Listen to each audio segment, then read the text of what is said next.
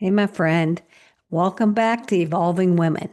This is where we drop the mask and embrace our next chapter and have conversations that midlife women don't always have, but maybe they should be. Hi, everyone. Welcome to Evolving Women. I'm Teresa Lysam, your host, and I'm here today with my guest co-host, Sarah Lascano. Welcome, Sarah. So glad you're here. We appreciate you taking the time to spend with us today, and I appreciate everybody who's listening in. Thank you for being here. So, Sarah, I'm going to ask you right off the bat, what is a quantum biotherapist? Because that is a big mouthful and I never had heard of it before. And so I'd love for you to share with our listeners exactly what it is that you put out there in the world and you help people with. Yeah, sure. So biofield therapy is actually the term coined by the NIH back in the late 90s, I believe it was, to describe energy healing of the human biofield. Okay, so the biofield is the Mm-hmm. non physical part of us. And it's a technical term, if you will, for manipulating that energy to promote health. So Mm. that's what we do. And we apply that in a quantum way, which means we're accessing the energy that we're actually creating. If you study quantum physics, and I know it's not usually a hobby of most of us, but quantum physics is proving that we're actually creating our reality. We're creating the energy around us by observing it. And this isn't sci fi, it's actually proven. And we leverage that to heal the body from physical symptoms. So we are precision focused, we use medical intuition to help heal hard to treat health conditions and health conditions that aren't improving no matter what people try. Wow, thank you.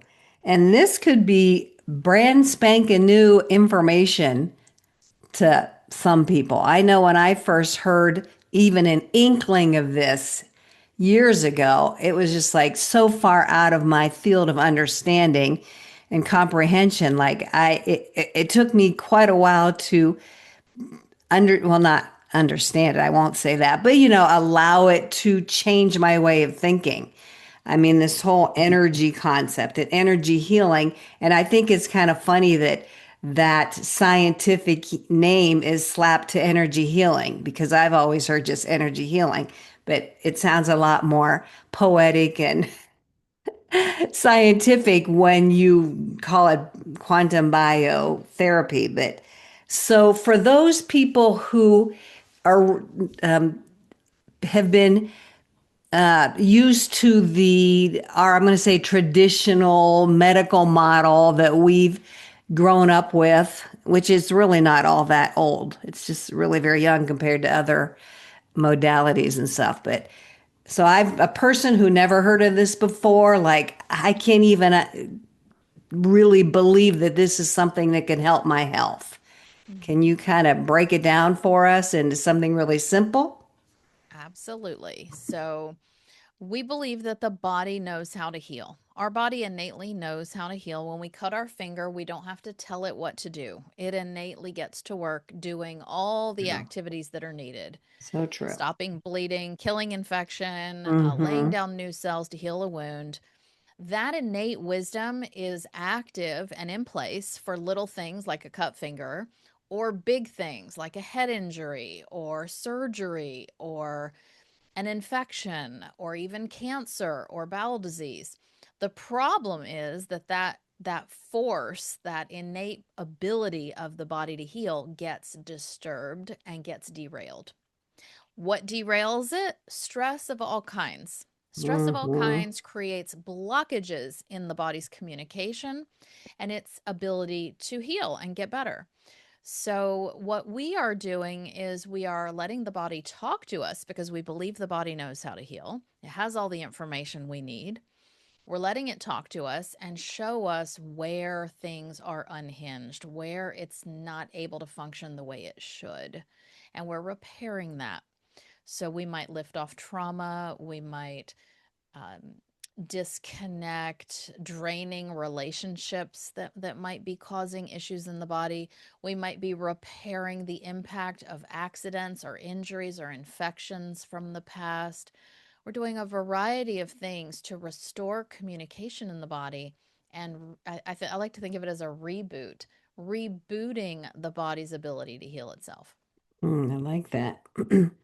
So I do believe that our bodies know how to heal themselves, and we seem to have given that power away to somebody outside of ourselves.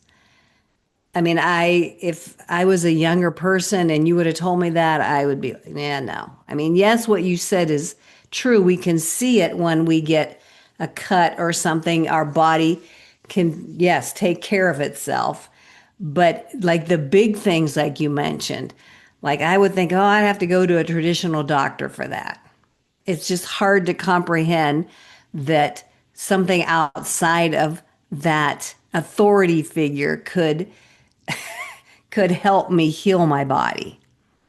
Yeah, and just to be clear, we're not advocating not using medical care. We're Correct, correct, integrating with it. correct, So, correct. what we're typically doing is removing the blockages that are keeping care from working. So, most of my Wow. patients have been to a variety of healthcare practitioners, both medical and holistic, nutritionists and massage therapists or Yeah. acupuncturists or Yep.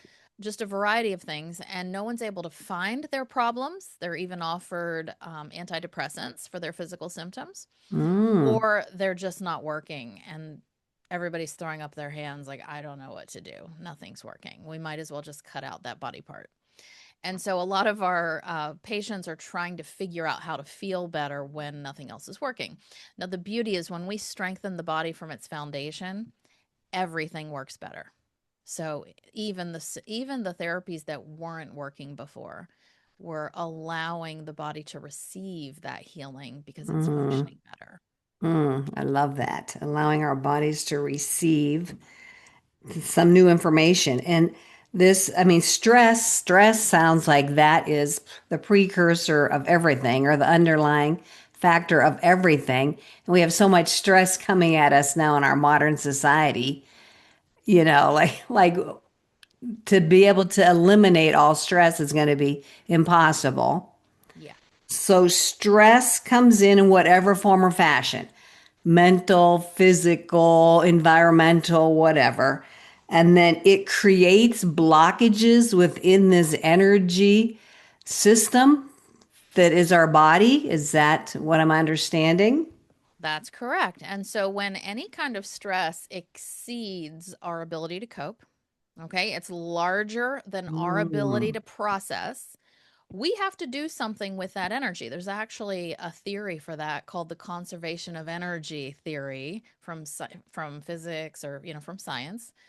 And that states that energy can't just disappear, it changes mhm, state.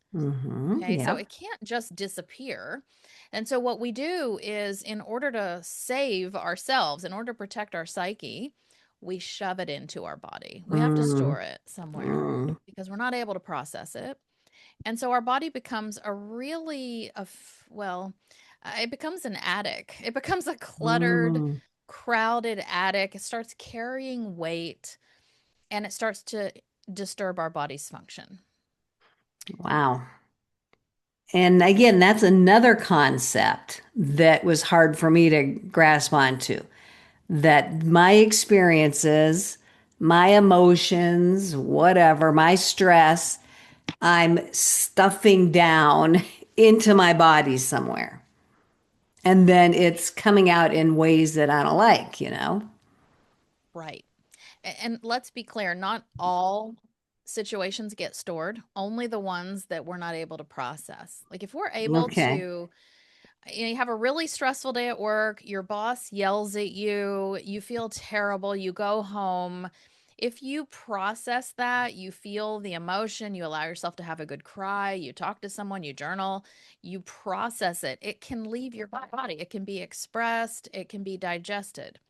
If, however, you come home and then you have a lot more stress at home. Your kids aren't Mm-hmm. behaving, Mm-hmm. your husband's traveling or he's gone and you're a single mom. You have an extremely stressful evening. You have no Yeah. time to process that stress. That's when it runs the risk of being stored. Wow. So it doesn't have to be like a big stressor, like a traumatic, big T trauma. It can be just those little small daily occurrences, correct? If you're not able to process it, Right. correct. It's not usually small little things, usually it's big, but we all know that a little thing can feel really big when we Right. are Right. already at our wits' end. Especially when they're piling up on top of each other and compounding. So it Yes. sounds so simplistic to process it. You just, you mentioned journaling, um, just allowing yourself to feel the emotions, just allowing it to, like I've always heard, like kind of thanking it and acknowledging it, maybe giving it a name. I mean, it can be as simple as that. Yeah, so we have a very simple process that we teach, and then of course we get into more details with practitioner training, but it truly is connecting to the energy, finding it, connecting to it, experiencing it and allowing it to be there, appreciating the fact that it's helping you heal something. It's here for a Mhm. reason. And then letting it move, letting it shift Mhm. out. It doesn't need to be kept and held on to. We can actually let it go. And that simple process, 70, 80% of the time, is enough to shift the energy. We don't need complex protocols. So, this is Mm. my passion. My passion is to bring simple but effective tools so that we can heal really big things by unwinding the energy that we're holding. So, 80% of the time, it can be a very, very simple process. Wow, that is almost astonishing that it's so simple, but we don't do it. We don't know how to do it. We don't think it's possible to do it. So you got these different layers. We don't believe it's possible. And how can something be so simple? How can it? You know, Yeah. like that. Yeah. Absolutely. And if you look at how we were trained in our health classes, if Yeah. you look at what we learned, there was no discussion of mental health. I No, know that's changing in no. our society. It's wonderful to see. We need to increase that awareness and empower people to realize that really simple actions can have an astounding impact on our health. And you can check the medical literature to see this. Meditation, forest bathing, decreasing your Mm. stress, having some downtime, MBSR classes. These are all what they've all been scientifically proven to physiologically improve your body. Wow. And I know some of us like that science-y validation. You know, Absolutely. like it's this documented. It's not just woo-woo stuff that people of that perspective, it only works for them. Whereas you're saying, oh no, it's like proven, this is a thing, it's something that everybody could do. And it sounds like you're the bridge between those two worlds. That is my mission. That is my mission to help our medical system and our healthcare practitioners understand that there are some very grounded scientific tools we can use that can really change everything when folks are not responding to treatment. Yeah. I love that. And this is our opportunity to get this information out to as many women in our particular case as possible because I know I didn't know any of this up until that point in time when I did, when I the door opened and I took advantage of it and it was like, what? Like what is all this stuff? Like it was like stepping into into the that colorful Wizard of Oz type of a thing from black and white to color like wow, like this is what is all this stuff? Like it had been closed to me for so long and then when it opened, it was like, wow, there is so much out there that we can do for ourselves that are so much more simplified than, you know, taking a pharmaceutical, whatever, you know, or having some surgery. And so I'm so appreciative of you coming forward and sharing this information because, again, I'm remembering what I felt like. And I didn't know what I didn't know until I was able to start seeing these things. So thank you for this opportunity to share this information with the world and I know you've been doing this for a long time, so it's nothing new, but it could be new to whoever happens to be listening to this. Of course. I mean, we don't learn about this. And I myself faced the exact same situation. Like I was desperate for answers. My medical team didn't have any answers. I was actually the daughter of a surgeon. So I grew up in the medical Okay. model. Yes. I worked in a hospital. I assisted in surgery. Like Hmm. I did a lot of medical things. And when that system didn't have answers, I had relied on that forever for answers. I had to look somewhere else. And so we are very blessed at this point in our society that these types of resources are becoming more accessible. Yes. There's more Yes. information, there are more practitioners, and so it's really my passion to help make this more available to people. So Yeah, thank you. And I'd love for you to share some of your journey that got you to this point. But yeah, it's those complementary practices have become so more prevalent now. Like, I never knew anything about acupuncture or chiropractics, or, I mean, even Reiki is becoming a very well known modality. That wasn't my experience years ago. Like, I never would have heard well, I did not hear any of those things. So, yeah, I think it is becoming more common now. People are wanting some different answers and some different options. absolutely. And they deserve them They too. do They deserve deserve things them. that work. Yes, exactly. So, what can you share a little bit about your journey that got you to this point where you weren't finding the answers you wanted or you deserved, and so you kind of just walked this path to where you are right now? Yeah, so I have two engineering degrees. I'm a science geek and a scientific brain. I love science. And I also, like I said, had some medical experience. I was a certified nursing assistant, helped in surgery, was a ward secretary, did a lot of different things in the Hmm. hospital in my younger years. And then I was doing consulting and all the engineering stuff, and my health crashed when I was pregnant with my first child after a bout of Mm. food poisoning. Wow. Within a couple of weeks, I had hip pain and joint pain, digestive problems, and it spiraled from there. I ended up with chronic Wow. fatigue syndrome, completely messed up gut. We were down to like 6 safe foods at one point that Wow. we could eat without symptoms. And as I said earlier, the system that I had relied on my entire life, I went there looking for answers and was told there was nothing they could do. Of course, this Mm. was 20 years ago before chronic fatigue syndrome really had a label, before we really understood the gut microbiome and the impact it Hmm. has. Luckily, some of that information has really entered clinical practice, but I was forced to look outside the medical model, so I started consuming every bit of information I could find. I was unwilling to live the way I was living. It was not much fun, and my son also had health issues as an infant, and so we were a hot mess, honestly. And so I went to naturopaths, I went to integrative doctors, I went to EFT therapists, I did all Hmm. kinds of things, Hmm. herbalists, homeopaths, you name it, we did it. Yep. And energy medicine is what finally, within just a few short sessions, had increased our diet by a massive amount, like 60%. We were eating so many more foods Wow. very, very quickly. And I was hooked. And so I started learning tools to help myself and my family. And then I started helping friends. And before long, I realized it was time for a career change. Wow. Wow. Um, I love that energy medicine helped you in such a short period of time. Mhm.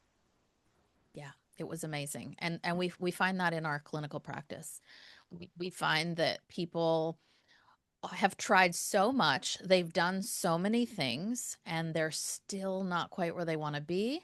And the energetic piece is like a missing puzzle piece. And when we fill it and address it, all of a sudden things start shifting very quickly.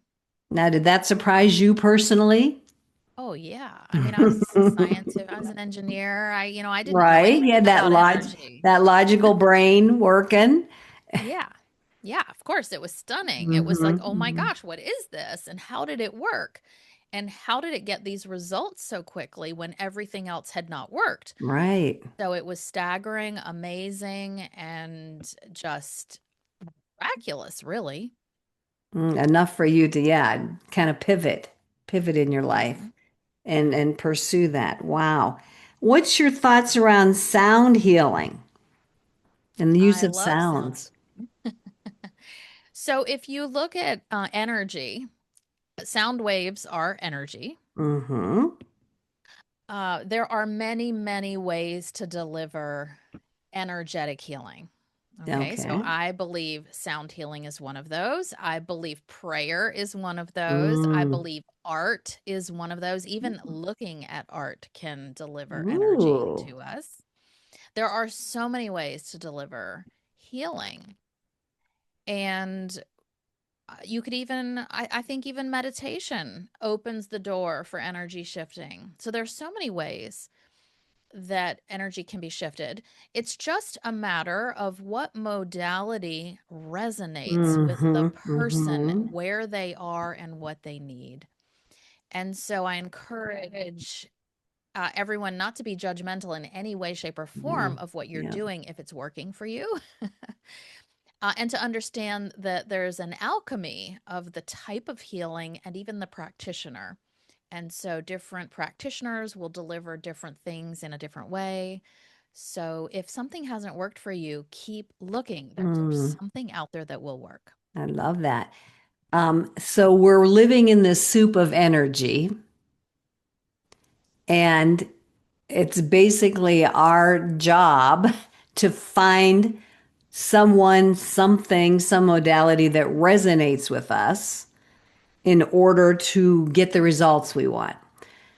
So we can get results even without really believing that it's going to happen for us. Is it a mindset shift or it doesn't matter? So we have to believe that it's possible. We have to be open to the possibility. If we believe it won't work, then we are closing the door on the possibility and we're not going to allow it to work. If we are open to the possibility, but we really don't understand how it would work and how it could work, that's okay. There's an opening there. Okay. Mindset is absolutely important. We work with it. We work with belief systems that have been created over time, inherited, absorbed from others, Yep. and things that we've created through trauma and stress. Hmm. So, mindset is absolutely important. We believe that there's a prism of creation, and basically, universal energy is flowing into this prism. This prism holds everything about us. It holds our past, it holds our beliefs, it holds our experiences. And so, if I, for instance, was raised in a family where everything was hard and life was a struggle, and I now don't necessarily believe that, but there's subconscious Yeah. programming that Yeah. healing has to be hard and it has to be a Hmm. struggle. Yeah. That really needs to leave in order for healing to be easy. And so that's an example of a belief system that we would target removing the anchor points, the anchoring energy that created it, so that that can dissolve and leave the person feeling that healing can actually be easy. Hmm. Wow. So there's multiple levels to this.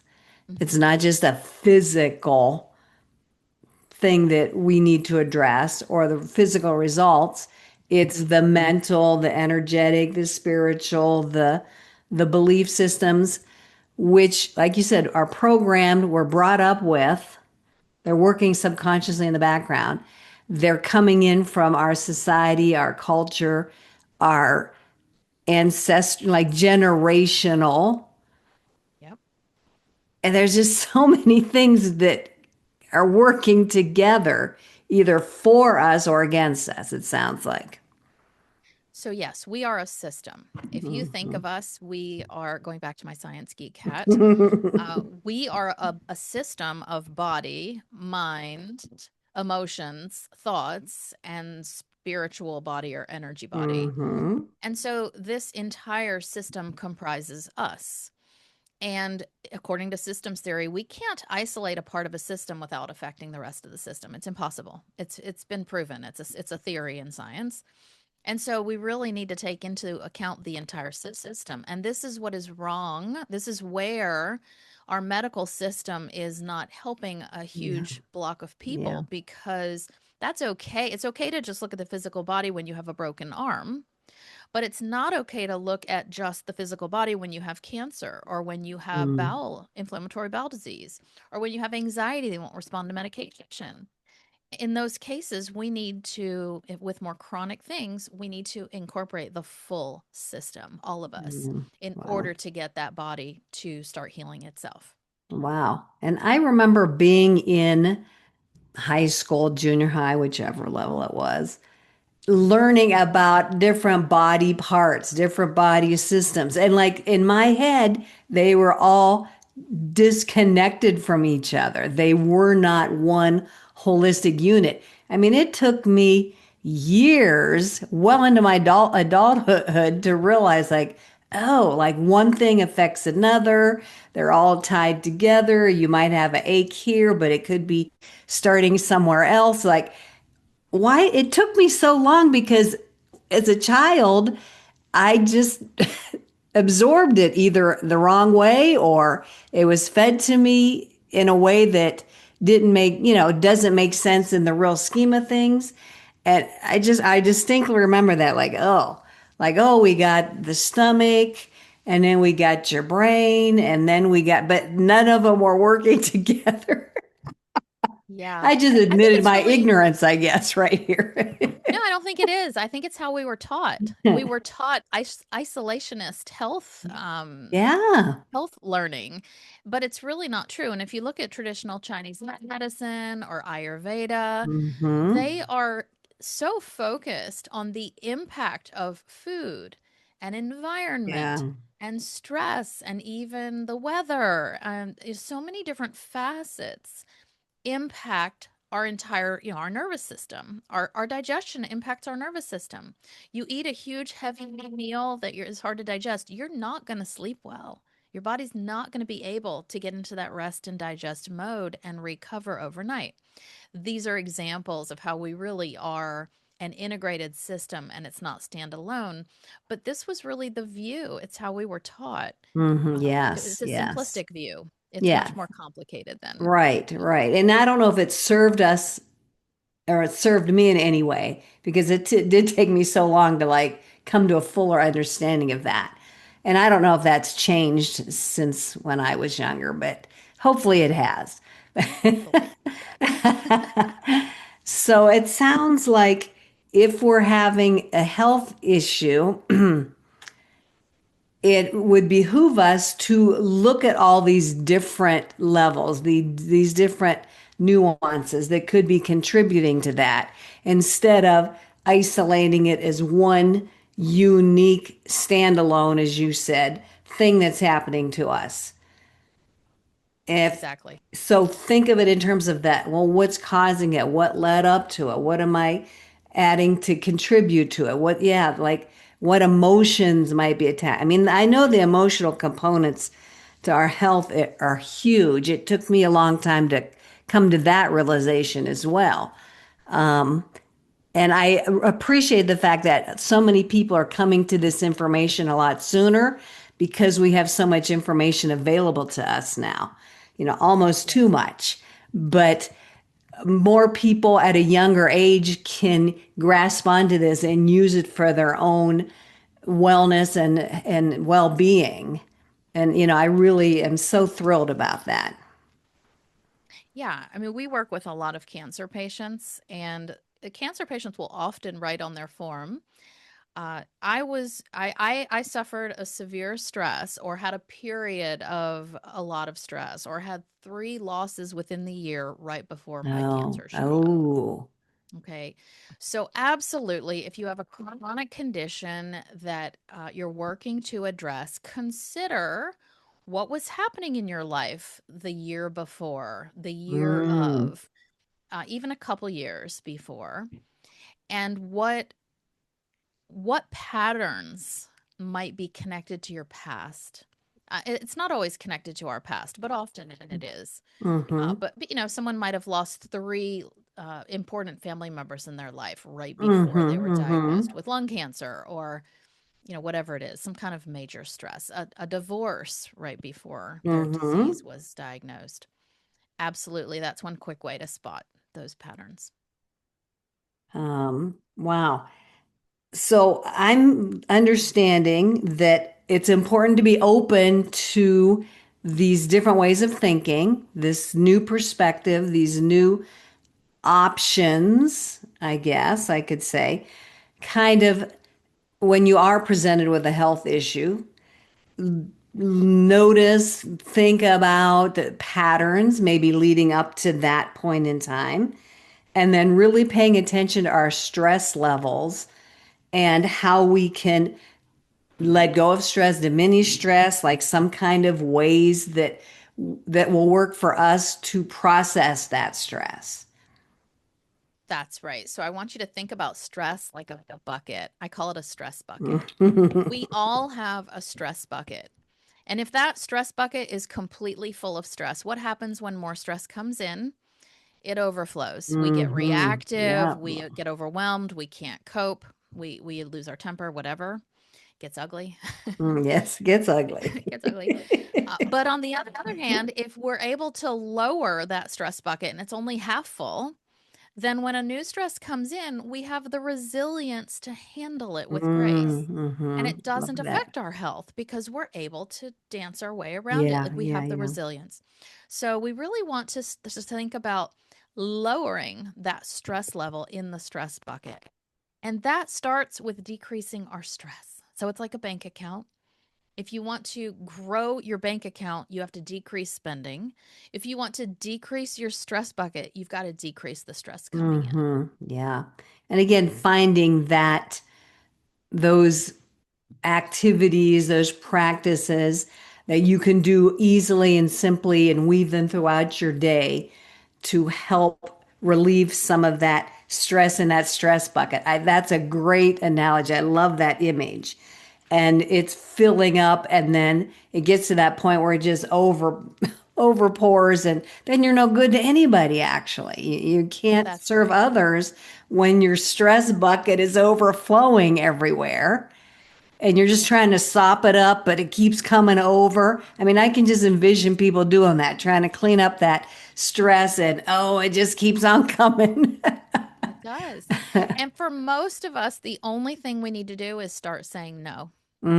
Yes, set those For most of boundaries. us, we just need to Yes, say, no, I yes, actually need to yes, stay home and rest this evening. I'm sorry I can't yes, make it. yes. Or no, I can't volunteer for that program. Hmm. I had too busy of a day. I need to recover. But we don't usually feel that we can do that or we don't want to Right, do that. So we right. overextend. Yeah, especially as women. I think that's just how women are in general, at least in this country, in our society. And that expectation is there that we want to live up to. We don't want to let people down, that type of stuff. But I love that something as simple as a no can help reduce that stress in your stress bucket. And don't feel guilty about it. Don't feel Just, guilty about it. own it, and you deserve that ability to say no and then take advantage of that space that you created for yourself and relax and journal or dance to some music or whatever it is that you enjoy doing. But it is an important piece of our existence. And it's not something we learn that either, unless you have a good example growing up of people that are letting go of their stress in their own way. Like, I don't remember seeing that growing up. It was Oh, just no, me not neither. something we talked about. So I'm Mhm. so glad that that is now being understood more in this information, and you're doing what you're doing to help women. Again, I'm talking about women specifically, but it's both genders, it's everybody is involved in this, or is And helping this come out to the world so we can understand it and use it to our advantage. yeah, and just to be clear, this is not a luxury. This is Correct. not something you Correct. do to pamper yourself. Yes. This is what you do to recover your health and Mm-hmm. restore your health and set yourself up to be resilient when the next thing comes along. So Hmm. this is about claiming your health. This is not a luxury. Yes, yes. I love that you said that. And it's only you can claim your health. Nobody could do it for you. That's right. Wow. Yeah, that's a great way to finish. We could talk a lot longer, I'm sure.